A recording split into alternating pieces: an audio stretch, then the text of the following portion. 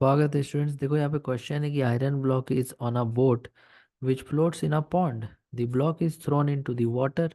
The level of water in the pond will. देखो बहुत detail में हम समझाएंगे तुमको। तुम बस ध्यान से समझना कि हम क्या बोल रहे हैं यहाँ पे, ठीक है। फिर इस तरह का जो भी क्वेश्चन होगा ना तुम उसको बना लोगे। सबसे पहले एक लेक बना लो या पॉन्ड बना लो। अब इसमें एक बोट है, इस तरह से कुछ हिस्सा बोट का ऐसे डूबा हुआ रहेगा इसमें। अब इस बोट के ऊपर एक आयरन का ब्लॉक है। तो अगर तुम यहाँ नोटिस करो तो नीचे लगने वाला फोर्स हो जाएगा एक आयरन ब्लॉक, और बोट का जो मास है capital M plus small m iron block into g. और इसके बदले में इधर इस पे एक अपथ्रस्ट फोर्स लगेगा ऐसे। तो यहाँ पर फ्लोटेशन हो रहा है तो अपथ्रस्ट का जो फोर्स है वो capital M plus small m into g के बराबर है। अपथ्रस्ट हम क्या लिखते हैं, डेंसिटी ऑफ द लिक्विड जो वाटर है यहाँ, volume displaced into g. Volume submerged या वॉल्यूम डिस्प्लेस्ड दोनों तो बराबर ही होता है आर्किमिडीज प्रिंसिपल के हिसाब से। Equals to M plus m into g. तो जी से जी कट गया तो यहाँ से वॉल्यूम डिस्प्लेस्ड कितना आया, M plus M by rho W. इसको हम इस तरह से लिख देते हैं, वी डी बराबर M by rho W plus small M by rho W. ये आ गया मेरा वॉल्यूम डिस्प्लेस्ड, ठीक है। अब हम क्या करते हैं कि ये जो ब्लॉक है इसको पानी में फेंक देना है,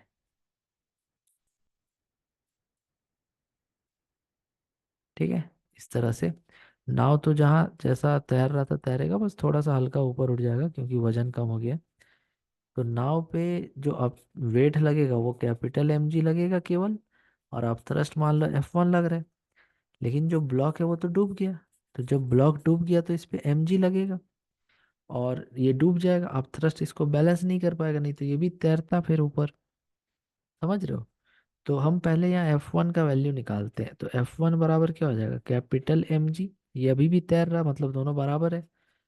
F1 का वैल्यू क्या लेंगे हम लोग, density of the liquid volume displaced into G equals to M G. तो यहाँ से V1 बराबर क्या आ जाएगा, capital M by rho W.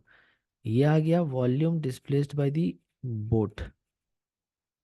Volume displaced by boat.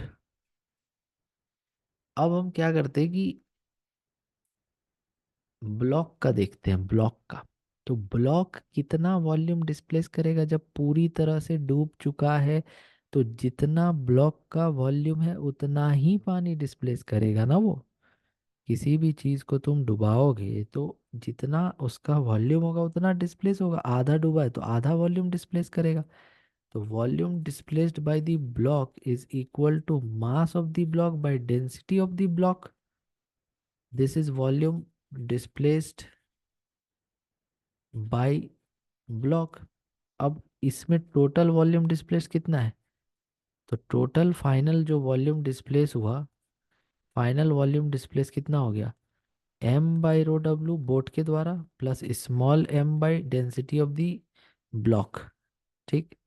यहाँ बी मत लिखो, आयरन ब्लॉक लिखो तो ज़्यादा बेटर होगा, नहीं तो हो सकता है तुमको बी से बोट समझ में आ जाए। ठीक है। तो ये जो है ये फाइनल वॉल्यूम डिस्प्लेस्ड है और ये जो है ये इनिशियल वॉल्यूम डिस्प्लेस्ड है। अब तुमको कंपेयर करना है कि ज़्यादा कौन है और कम कौन है, ठीक है। तो तुम नोटिस करोगे कि ये पार्ट तो कॉमन है और जैसे यहाँ डिनोमिनेटर कम है डिनोमिनेटर ज़्यादा है, ठीक है। डेंसिटी ऑफ आयरन ज़्यादा ही होगा ऑफ कोर्स। तो जब डिनोमिनेटर कम है तो volume displaced initial is greater than volume displaced final. मतलब पहले ज़्यादा वॉल्यूम डिस्प्लेस किया था पानी का, अब कम वॉल्यूम डिस्प्लेस कर रहा है पानी का। दैट मीन्स कि लेवल फॉल हो जाएगा। और इस हिसाब से ऑप्शन नंबर बी इसमें सही हो जाएगा, ठीक है। कुछ लोग सोच रहे होंगे कि सर पहले में आयरन का जो डेंसी ब्लॉक, पहले जो आयरन वॉल्यूम डिस्प्लेस कर रहा था वो इतना कर रहा था, अब इतना क्यों कर रहा है। क्योंकि पहले आयरन नहीं डूबा हुआ था, वो बोट के ऊपर रखा हुआ था, जिसकी वजह से उसका वेट जो नीचे लग रहा था वो बॉयंसी के हिसाब से बैलेंस था। तो उस कंडीशन के हिसाब से मेरा इनिशियल वॉल्यूम डिस्प्लेस निकला। लेकिन जब हम उसको पानी में फेंक दिए तो अब वो अपना पूरा वॉल्यूम के बराबर वॉल्यूम डिस्प्लेस करेगा। इसीलिए mass of block by density of the block इस तरह से लिखेंगे। और कंपेयर करेंगे कि ये जो डिनोमिनेटर है ये ज़्यादा है तो V2 कम होगा, फाइनल वॉल्यूम डिस्प्लेस्ड कम हो जाएगा। और इनिशियल डिस्प्लेस्ड वॉल्यूम ज़्यादा था, दैट मीन्स कि पानी का जो लेवल है वो गिर जाएगा नीचे की तरफ। समझ रहे हो? जैसे ये पानी मान लो इसमें है, ठीक है। अब तुम इसमें कुछ भी डुबाओ, ठीक। तो इसका वॉल्यूम जो डिस्प्लेस होगा उसके चलते पानी का लेवल बढ़ जाता है। ऐसा सोच करके तुम आंसर मत देना, पूरा डिटेल में हम बना के दिखाएं कि क्यों ऐसा लेवल फॉल हो रहा है। क्योंकि देखो कोई भी क्वेश्चन पढ़ेगा तो सोचेगा कि पहले आयरन डूबा हुआ नहीं था, अब इस पानी में आयरन को डुबा दिए, लेवल थोड़ा बढ़ जाना चाहिए, लेकिन ऐसा नहीं हो रहा है। ऐसा नहीं हो रहा है। यहाँ पर वॉल्यूम डिस्प्लेस जो बाद में होगा वो कम होगा, और जो वॉल्यूम पहले डिस्प्लेस था वो ज़्यादा होगा। और इसलिए इसका आंसर बी होना चाहिए। तो आई होप आप ये क्वेश्चन समझ पाएंगे। Thank you so much for watching.